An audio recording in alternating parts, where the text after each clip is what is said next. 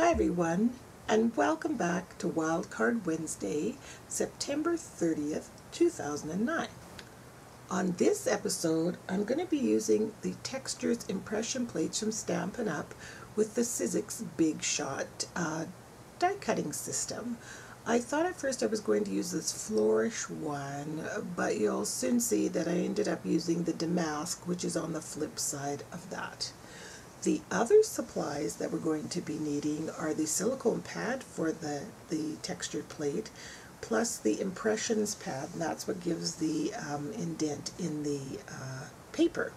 We're using some basic black cardstock cut 5.5 by 4 1/4. We're also going to be using another piece of basic black cardstock to stamp our sentiment on. I'm going to be using these Reynolds foil wrappers to create a really elegant card. We're going to need some embossing powder and some Versamark. And we're going to be using the Dare to be Fabulous sentiment from the Fabulous Flowers stamp set by Stampin' Up! I also had in my stash this really blingy, stretchy strip of ribbon and a really pretty piece of lace that we'll use as our embellishment, plus our snail adhesive. So let's get started. I picked up these Reynolds foil wrappers from the dollar store because they'll be great for this elegant card that I'm going to create this week. So I'll just open them up here and you'll see that they're individual pieces of aluminum foil. So I'm just going to take one out of the box here, and then we'll just cut off a little portion for the front of our card, and then we can put the remainder back inside the box to use for another project. So now I've got the Sizzix Big Shot, and according to the multi-purpose platform directions, which are right on the platform, which is awesome, we're going to be using level 1 of the platform. And then we're going to be using that damask pattern, so we place that right on top of the platform with the right side facing up. The next thing we're going to do is place our aluminum foil on top with the shiny side up. Then there's a silicone rubber pad that goes on when you're using these textured plates.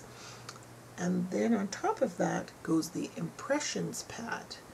And once we get that all done, we'll just roll it through the Big Shot.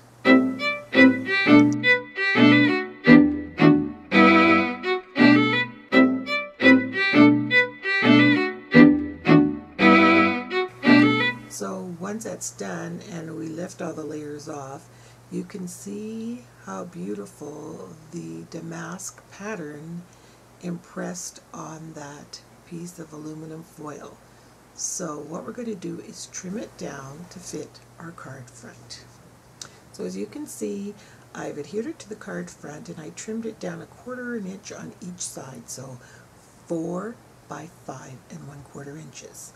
Now I'm going to take that other piece of basic black cardstock and I'm going to use some Versamark and the sentiment Dare to be Fabulous, and I'm going to use some embossing powder to emboss the sentiment.